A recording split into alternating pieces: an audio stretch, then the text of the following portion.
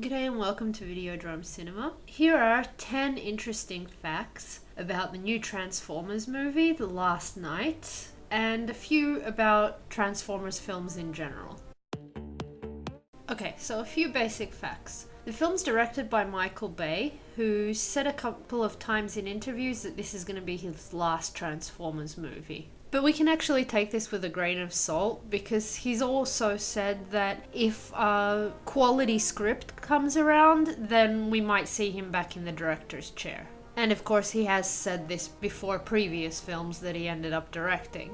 The story of The Last Night is a continuation of the last film we saw. This also means that we're going to be seeing Mark Wahlberg and Stanley Tucci back in the roles that we got to know them in from the previous Transformers. It's also good to know that Josh Duhamel will be back, also Tyrese Gibson and John Turturro. In 2015, Paramount announced that Akiva Goldsman was going to be taking over the producing credits of the franchise. And it wasn't a secret that they wanted a Star Wars or Marvel type universe made from lots of different films in the franchise.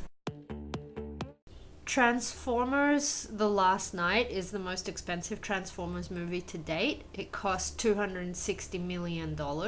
And it's actually the second movie that was shot in Cuba. The first one was Fast and the Furious 8. This film is the fifth one in sequence, and the previous four together have made $3.7 billion worldwide. Paramount made the most with the third film, Dark of the Moon, with $1.1 billion in worldwide sales coming in. And the fourth part is up there too. The interesting thing is that this film was almost a flop in the States, but it made a huge amount of money in China. In '86, there was a cartoon movie of the Transformers, that made $5.8 million at the time, which really wasn't a bad amount of money at the time.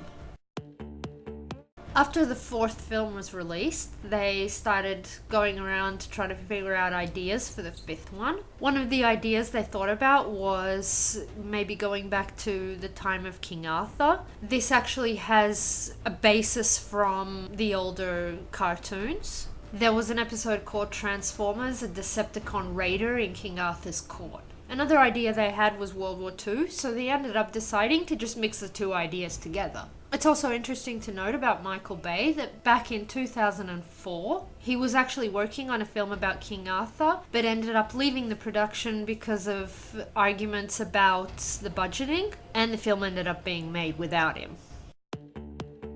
Most people know Michael Bay for the action sequences and the explosions that he has in his movies. And being true to what we know about him, during the English filming stage, he would have liked to have massive explosions taking place around Stonehenge, but the British government didn't give him permission to do this. So they ended up having to build a new Stonehenge around which he could explode things. There was also a controversy surrounding the fifth part's filming. The problem was that he was shooting at Blenheim Palace, and that was the former residence of Winston Churchill. And people had problems with the fact that they made the palace into a Nazi base, and they had swastika decorations and flags around. Some of the veterans were complaining that maybe Churchill wouldn't like this. And then The Sun had a whole spread about all the decorations that were hung up on the palace. And they also had pictures of people walking around in Nazi uniforms. Michael Bay did address this issue in an interview. He said that the problem is that we don't know the script yet, and we don't know what kind of treatment he's going to give to this building. So we should wait for the film to come out. The voice of Optimus Prime during the cartoons and the films was Peter Cullen up until now. And this is no different in the fifth part either. It's an interesting fact about him. Optimus Prime's voice is based on his brother's voice. His brother was a member of the United States Marine Corps, and he was a Vietnam vet. He's talked about it a lot in previous interviews, that his brother had this type of calm bass tone to his voice, and he had a lot of wisdom behind that tone. It's interesting to note that this actor has become famous based on his character voices. He was in Voltron, he was the original Predator's special effects sounds, and he's actually the voice of Eeyore in Winnie the Pooh. It's probably pretty well known that Transformers is owned by Hasbro. It might be a little less known that Transformers were actually a fusion between the action figures for Diaclone and for Microman. These are two Japanese action figures that Hasbro brought the American distribution rights for from the Takara Japanese company. These were so successful, they ended up buying the entire distribution rights to both of the action figures. And then they used those molds to make the first original Transformers.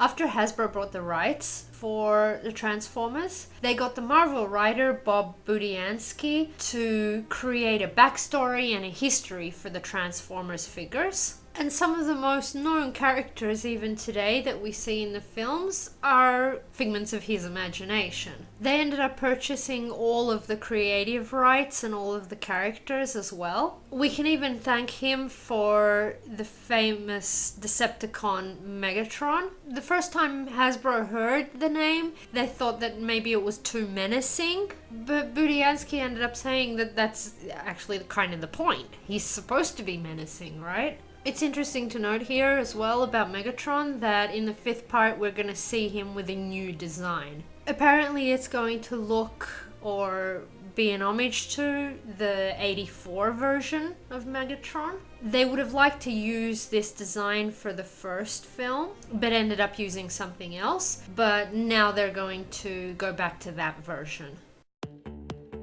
It was a big shock for the moviegoers when Optimus Prime died for the first time. But it has to be noted that during the different cartoon versions and all the comic book versions, the leader of the Autobots actually dies a whole huge lot of times and then ends up getting reincarnated. This happens 25 times. Fun fact, the Transformers Wikipedia page has a whole separate tab just for Optimus Prime's death scenes. The Transformers action figures were one of the most successful for Hasbro, but somewhere at the beginning of the 90s, the sales started to decline, especially in the United States, and this had an impact on the cartoons and on the comic books. Hasbro ended up giving the distribution rights to their subsidiary Kenner Toys, and they were the ones who actually came up with the new idea to release a spin-off called The Beast Wars. This breathed new life into the series, and it made a huge comeback and was very successful. And a whole new set of characters were made for the Transformers. In the Ohio National Guard, there's an Optimus Prime in service. This is because there's a soldier who officially changed his name when he was 30 years old. So his name, since then, is officially Optimus Prime. He said that he decided to do this because he really liked the adventures of the Transformers. And Optimus Prime's character specifically was very influential in his life. Later on, from the US government, he actually got an official letter, which actually said something like that everything's going to be fine from now on because we actually have the Autobot leader fighting for us. So these were the interesting and fun facts that I found about Transformers, The Last Knight, and some of the other Transformers films and cartoons. I hope you enjoyed the video. If you did, give us a thumbs up, like, and if this is your first time, please subscribe to the channel. If you've seen us before, then I hope you come back and visit us again soon. Thanks. Bye.